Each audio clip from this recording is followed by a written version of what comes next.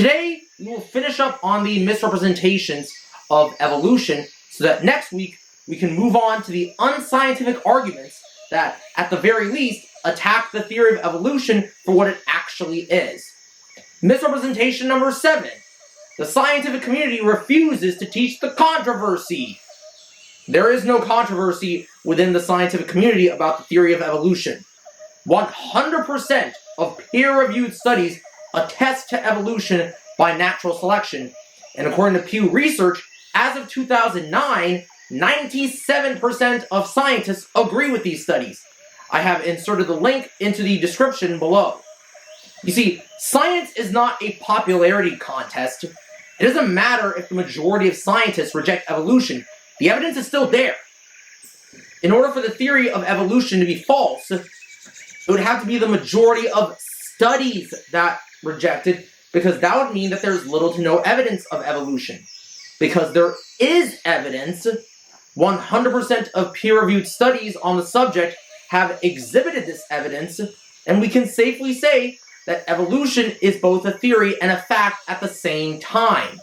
Not only does the evidence point towards evolution, but also 97% of scientists happen to agree with the evidence.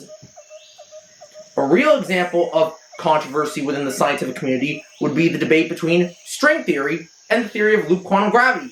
Both hypotheses try to answer the question of how gravity exists within the quantum realm, but neither hypothesis has any compelling evidence to support it, so of course we have to teach that controversy in our science classrooms. Misrepresentation number 8. Evolutionists have never been able to find the crocodile. Shut up! Old Earth creationists, you think this is funny? You think this is some sort of game where you gain the most points by irritating more evolutionists than anyone else? How about I end your silly, childish antics once and for all? Everyone else, let me inform you what the so-called crocodile is. It is what creationists think that scientists imply when they talk about how every 2 species has a common ancestor. In the case of crocodiles and ducks, their common ancestor is supposedly the crocodile. Ray Comfort and Kirk Cameron, I'm looking at you guys. This is by far the stupidest misrepresentation of evolution I have ever seen in my entire life. Yes, ducks and crocodiles have a common ancestor, but it looks nothing like this caricature. Ducks are a species of birds which share a common ancestor with non-avian dinosaurs. Hence, the dinosaur extinction event was more specifically the non-avian dinosaur extinction event, given that the avian dinosaurs still roam free on our planet to this day. The dinosaur ancestor shares a common ancestor with crocodiles, and that is why dinosaurs and crocodiles are called archosaurs, just as humans and chimpanzees are called hominins. The archosaur ancestor looked nothing like crocodiles. Instead, the archosaur ancestor exhibited the characteristics of both crocodiles and dinosaurs. Furthermore, just to drive the point home, not only do crocodiles and dinosaurs, as archosaurs, share a common ancestor, but also the archosaur ancestor shared a common ancestor with other reptiles, such as snakes and turtles. In fact, let me just write all the reptiles that pop in my head right now.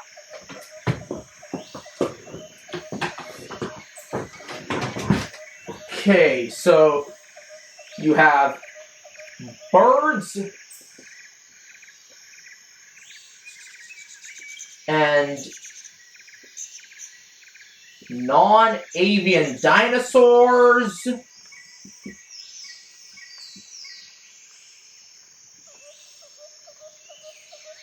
Who are collectively called dinosaurs, and they share a common ancestor with crocodiles. So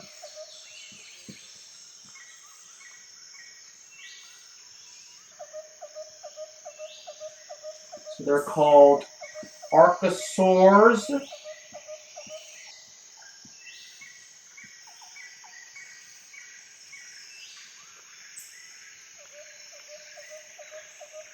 And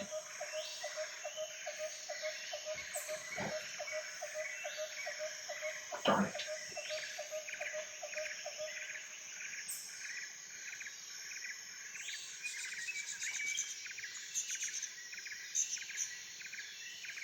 The archosaurs share a common ancestor with snakes, lizards,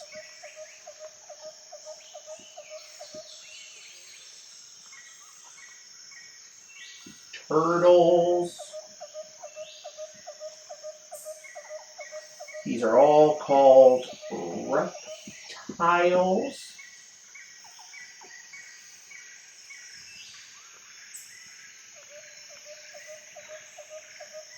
And they share a common ancestor with amphibians.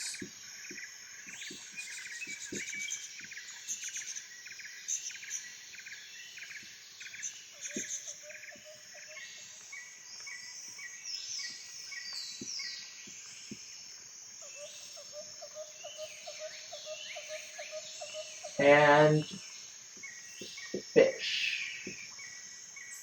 That's why they are all called vertebrates.